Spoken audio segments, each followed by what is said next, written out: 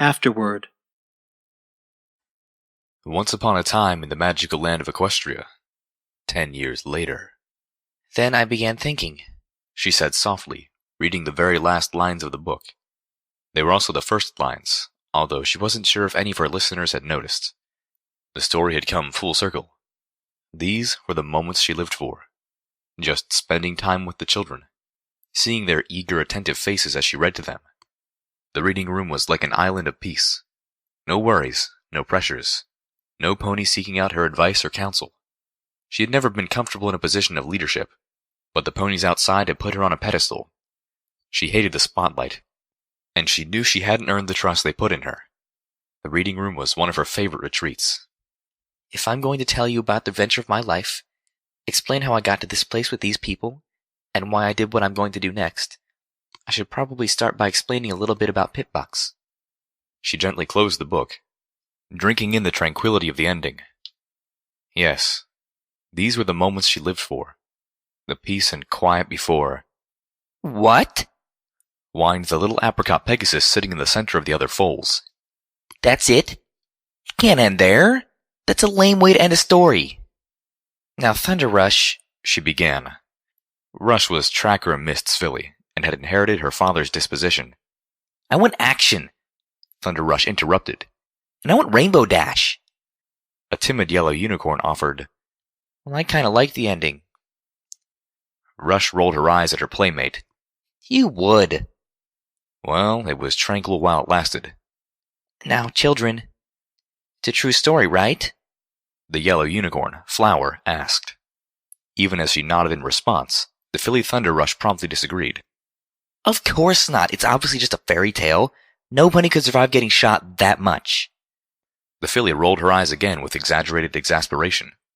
And come on, you don't really believe there are that many monsters in Equestria, do you? Oh, but there were, she responded, hating to interrupt. I was there. The apricot Pegasus just crossed her forelegs and sat down with a humph. One of the colts in the back, a brown and white spotted foal, piped up.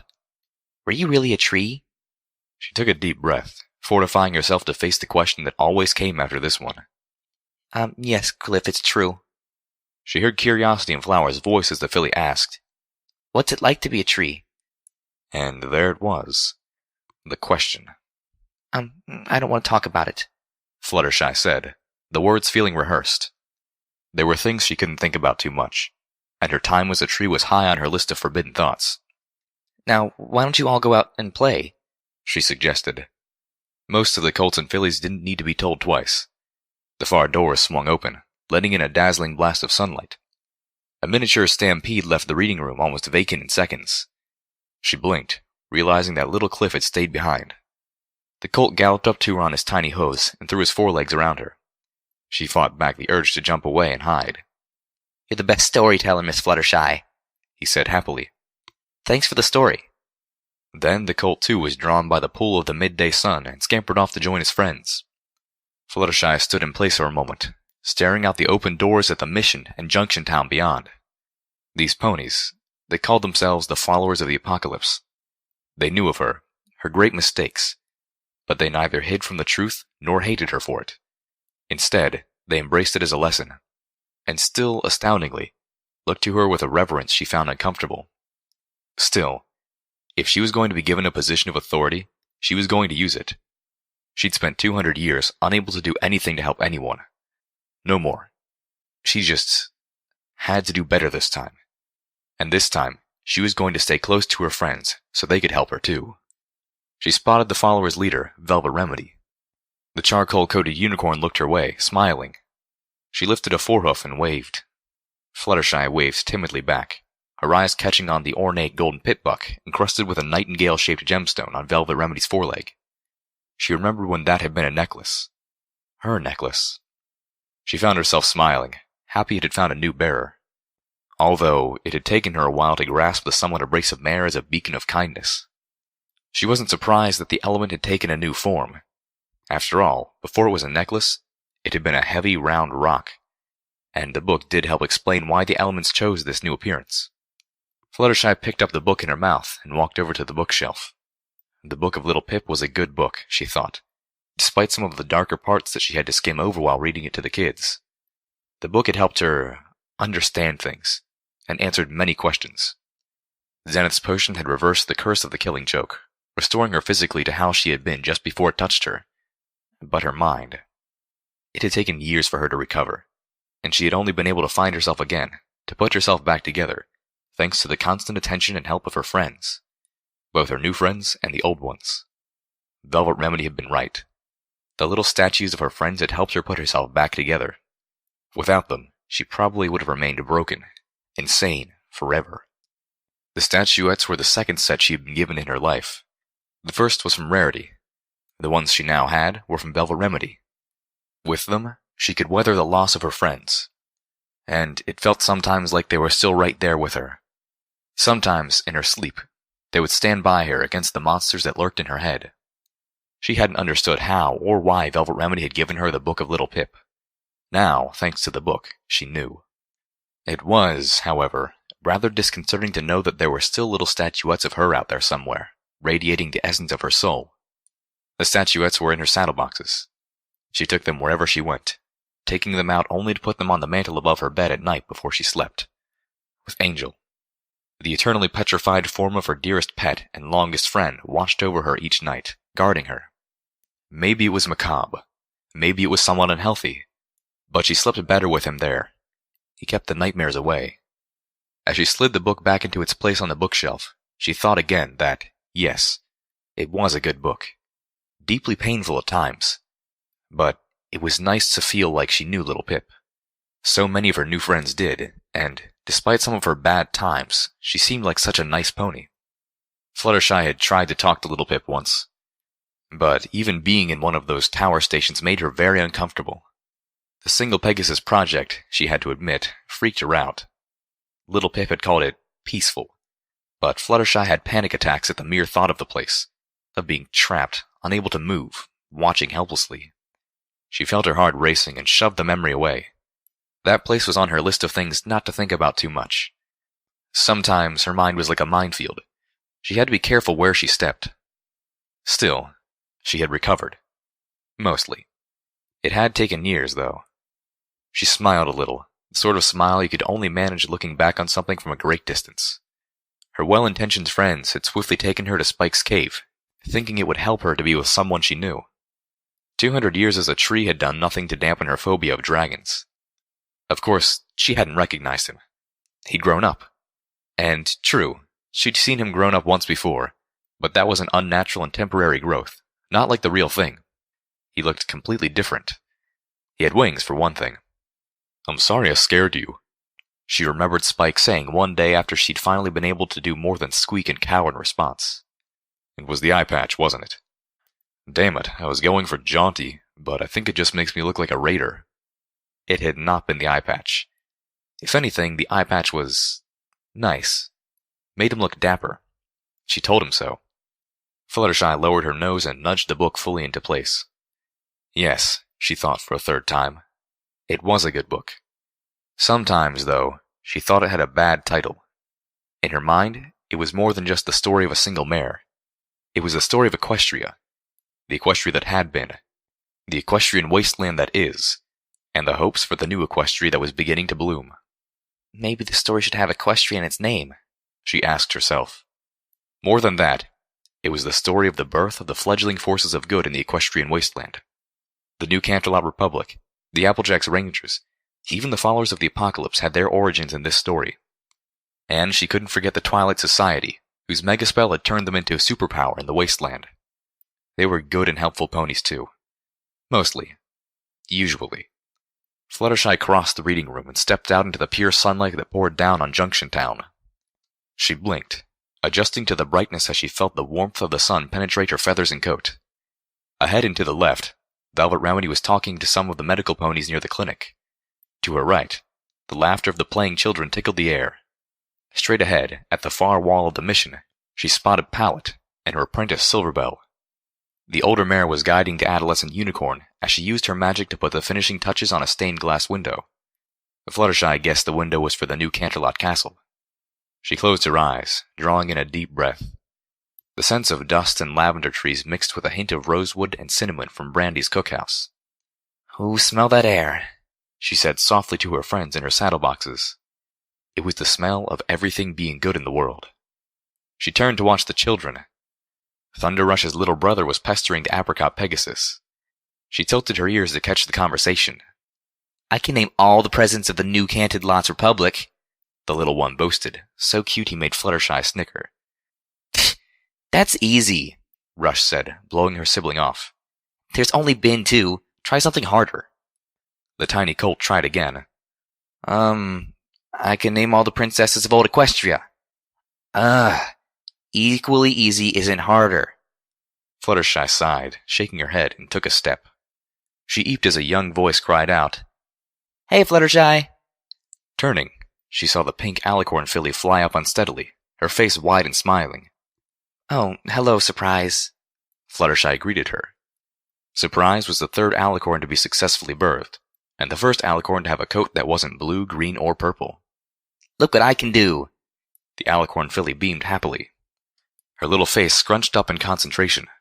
Her horn flickered and began to glow, small sparks erupting from its tip.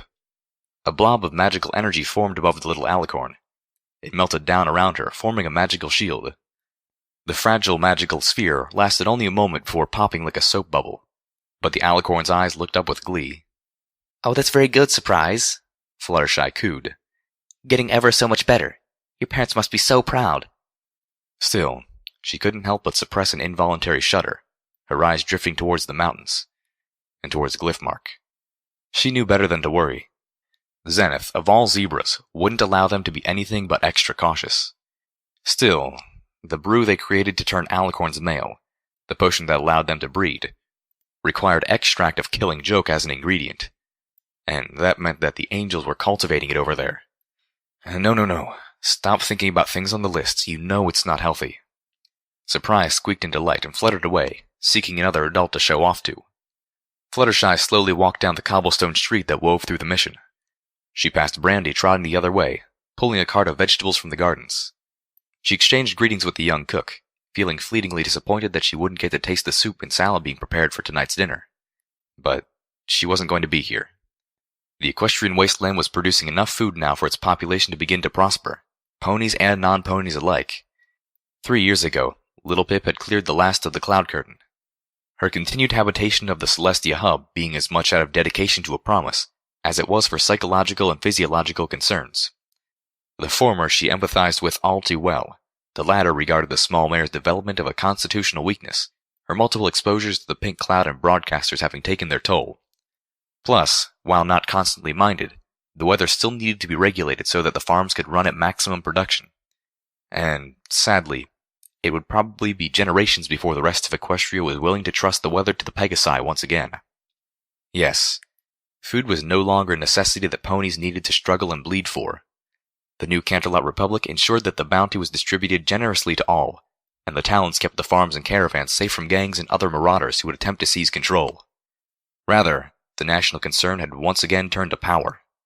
The gardens of Equestria had given back their farmlands, but had stripped them of the radioactive materials necessary to run Red Eye's engines. For now, most of the energy used by the NCR was generated from devices drawing on star batteries, a donation from Calamity, she had been told. But these resources were finite and heavily strained. The needs of the nation would soon far exceed the limited power they could produce. Fluttershy cringed at the notion that Equestria's power might soon become dependent on irradiated rocks and other materials that could only be found in foreign lands. She'd seen the land she loved go down that road before. It did not end well. Getting Aquacura was bad enough. Several field mice scampered across the street. Fluttershy flapped her wings, lifting her hooves off the cobblestones and giving them space to pass. An iridescent bird of golden and emerald plumage shot down out of the sky, snatching one of them up. The balefire phoenix shot into the air, lifting up 10 yards and dropped her prey onto the stones below, the fall breaking the little mouse's back. Hello, Firelight? Fluttershy squeaked, as Firelight dropped onto her prey and started to eat.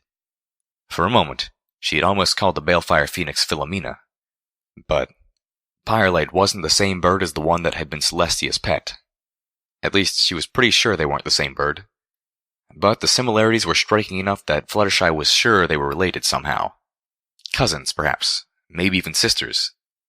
Firelight looked up at Fluttershy, mouse intestines dangling from her beak, and squawked pleasantly. Fluttershy bit back the urge to grimace, smiling approvingly at the predator instead. She had been with Velvet Remedy through Firelight's last 2 natural renewal cycles, the first time helping the unicorn accept the seemingly horrible decline of her pet's health. Fluttershy flew past, landing a few yards ahead and continuing on her way. Ahead, she noticed that Pallet and Silverbell had paused their work to watch Surprise show them her shield bubble. A chime sounded, crystalline and clear, ringing across the mission. She perked up, looking to the sky above the gate. Other ponies trotted about her, heading to see. Silverbell galloped past her mentor trotting more leisurely behind, Velvet Remedy joining by their side. Surprise followed the promise that there were more adults to show off to. One of the caravans was home. Even before she recognized the silhouette, the glints of metal under his wing and on his foreleg told Fluttershy that it was Calamity who had just come home. It was good to see him again, and not just because he was going to be her ride this afternoon. She'd always been a weak flyer, even in her youth, and she wasn't young anymore. The only pink in her mane now was from streaks Silverbell had put into it while practicing some cosmetic spells. Fluttershy felt confident flying across Junction Town, maybe even to where they were building the new castle, but not all the way to Buckland Cross. The heavy gate door squealed, pulled open by ponies on pedal machines made from old griffin chasers. As Calamity landed inside, the caravan he guarded began through the doors. She trotted forward, her eyes moving to each pony, counting manes. She breathed a small sigh of relief she didn't realize she was holding, as every pony was accounted for. She supposed she'd been a little worried. The trip to Thunderfall City and back wasn't as dangerous as it used to be, but it was good to see them back in one piece. "Oh," Silverbell pouted. "I was hoping it'd be Mom and Dad." Ditsy Doo's caravan was due back today as well, she realized, and from a much more treacherous journey. It was for the ghouls of Equestria. Their bodies could not heal without radiation, and after the Gardens of Equestria had been activated, there was no radiation in Equestria anymore. Every week, brave caravans like Ditsy Doo's were making the trek beyond Equestria's borders to the rad pits and the blighted neighboring lands, filling barrels with the irradiated water that ghouls at home needed to survive. Ditsy Doo was, however, the only one to have decided to brand her water deliveries. Absolutely everything was Equestria's source for Aquacura, free on request with any size of purchase, no matter how small. The dirty water caravans were all too often targets of bandits and other awful ponies. She understood Silverbell's anxiety. The caravan was already crowded by ponies when she reached it. Some were helping unload. More were just eager to hear about the trip. On our way there, we ran into raiders out near Hope, Calamity was telling Velvet Remedy, shaking his head sadly. They hit the outpost there. There weren't much left of it when we reached it. "Raiders?" Velvet gasped. "But we haven't seen those in years. Are you sure it wasn't one of the gangs?" Gangs don't do to ponies what these monsters did, Calamity snorted, drawing down his silver cowpony hat. But don't worry, they won't be doing nothing to no pony ever again. Fluttershy watched as the 2 married ponies began to sketch out plans to send a group out to properly tend to the dead at Hope Outpost. I'm off with Shy to Buckland Cross this evening. Might want to get some of the Talon boys to provide cover, Calamity suggested finally. I got 'em all, I'm sure of it. But better play it safe, just in case. The rust-coated cyber pony turned to her. I'll be ready to go in an hour, if and y'all are ready. "Oh, yes, thank you, if that's okay with you." She paused, then asked, "Do you think it'll be dangerous?" Well, shucks, no. Calamity smiled. We'll likely get a few rogue winds, but the junction town to Buckland Cross is one of the safest routes into all Equestria. Well, now that Bloodwing mating season had passed, at least. "Rogue winds?" Yep. It's Hommage's birthday, so she's up in the Celestia Hub with little Pip, Calamity informed her.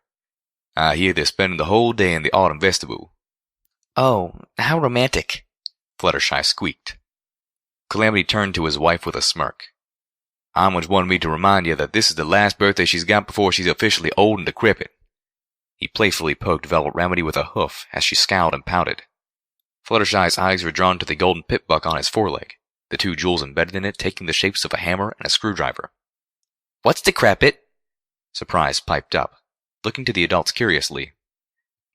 "In this case, Pallet answered, lowering her head to mock whisper to the little pink alicorn. It means the same age Velvet was when she left our stable. Velvet Remedy tossed her mane back and nickered indignantly. Dusk was settling over Equestria. The dipping sun glowed between the skeletal monuments of Manhattan's ruined skyscrapers. Dingy light and fading shadows stretched across Fetlock. The wind sent ripples across the lake and through the lush hills of grass. She stood in the back of the sky chariot, staring down as Fetlock passed below. She could see the lights of the settlement built around the Applejack Ranger's stronghold, a bastion of life in a sea of wreckage. Did you see Ponyville? She asked suddenly. Yep, Calamity answered as he flew, pulling the chariot behind him. They seem to be doing all right, for hellhounds. Not even Raiders are stupid enough to wander near Ponyville now. 10 years ago, a megaspell destroyed the hellhound's home in Splendid Valley. A few dozen of the survivors had surfaced in the ruins of the town that had once been her home, the home of her friends. Now, it was home to maybe a score of hellhound families. As Calamity guided the sky chariot towards the hills, Fluttershy knew where they were going. Part of her mind insisted on envisioning this place as it once was.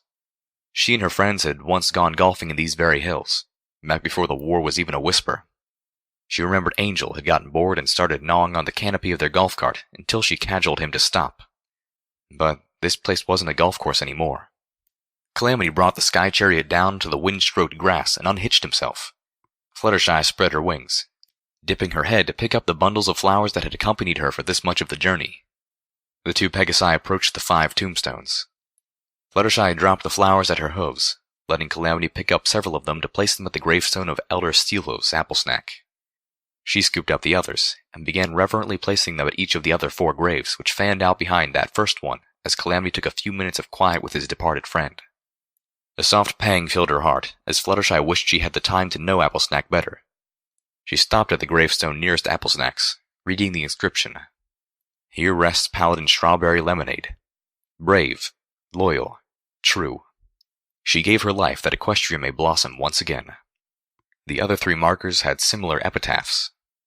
The wind began to pick up, tugging at her silvered mane with its streaks of pink. She planted the last of the flowers and turned back to Calamity. The stallion was staring upwards and towards the east. She followed his gaze, spotting the gaunt flying forms of 2 ghoul Pegasi pulling a water cart, leading the other wagons as the caravan flew towards Junction Town. She knew one of those lead ghouls would have a golden pipbuck on her foreleg, with 7 diamonds arranged like bubbles. Ditzy-Doo, the bearer of laughter. Who ever could have imagined? It warmed her heart that her old friend had found love in the equestrian wasteland. If any pony in Equestria deserved happiness, Fluttershy thought, it was her. As she watched them pass, she believed she saw the pale stallion beside Ditzy-Doo glance at his love, the Canterlot ghoul's normal grimace fading into a look of silent adoration. He caught her, his little falling star. A strange thought crossed her mind as she mused that Ditzy-Doo and Lionheart reminded her, just a little, of Applejack and Applesnack. As if reading her thoughts, a very disturbing notion, Calamity stepped next to her, expressing, I ain't normally the religious type, but I've seen enough to know that souls exist. So part of me likes to think that, somewhere up there, Steelhooves and his gal is smiling down on those 2. Fluttershy nodded silently. The winds continued to blow, making the trees creak and the water of the lake lap at the shore. Sunset poured out its beautiful palette across Equestria, painting the sky in oranges and purples, blues and golds. Sunlight glinted off the broken windows of the dead Manhattan skyscrapers, looking like a scattering of jewels, and shimmered on the river that flowed around Buckling Cross.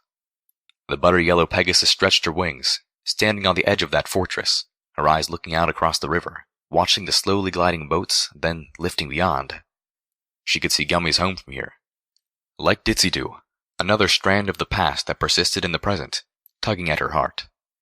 Painful, but still precious. Like anchors that kept her form from blowing away in the wind. She glanced downward, seeing the black scar of the Arbu prison. Calamity was down there somewhere, visiting a pony he described as an old friend who looks a lot like me. It saddened her that there was still a need for such places in Equestria. But not all ponies in the wasteland were willing to embrace their better virtues to be good ponies. Every pony, she believed, had goodness inside of them. But she had learned the hardest possible way that you couldn't assume ponies would do the right thing, which made those who did all the more precious and wonderful. She felt the presence of the hellhound as he came up behind her. The old cyberhound crouched down next to her, his cyber leg giving a metallic whine. At last, the aging albino spoke. "You think you're ready for this?" Fluttershy nodded. She would not allow the new age of Equestria to be born out of genocide. The hellhounds were on the precipice of extinction, and it was largely the fault of ponies. Wanted or not, warranted or not, she had been once again put in a position where her words carried weight. And, as much as she hated being looked to as a leader, she wasn't going to shy away. Not after everything. This was something she must do. She must. She must. The Applejack's Rangers weren't going to be happy about it. But she would convince them. The Hellhound Sanctuary was the right thing to do. The elderly albino hellhound got back up as she turned around, and followed her as she marched towards the council hall.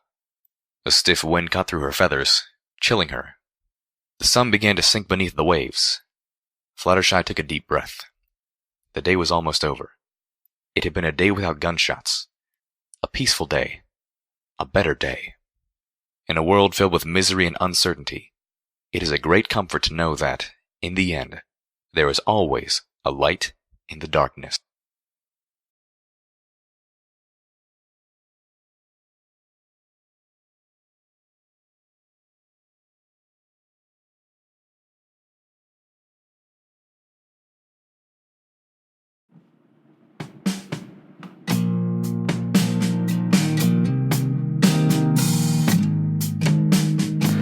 This is Novel Idea, the executive producer, lead designer, and creative director for the Manehattan Project.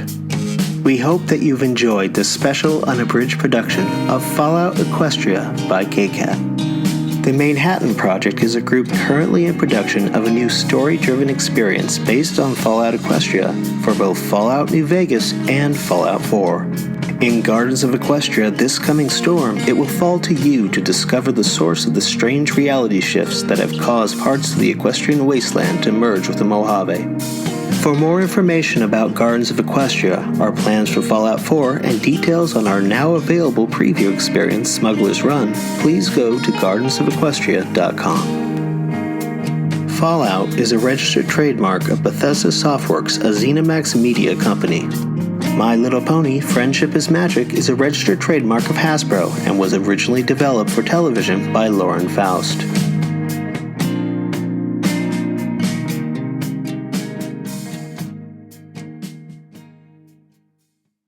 The Manehattan Project hopes you've enjoyed this broadcast.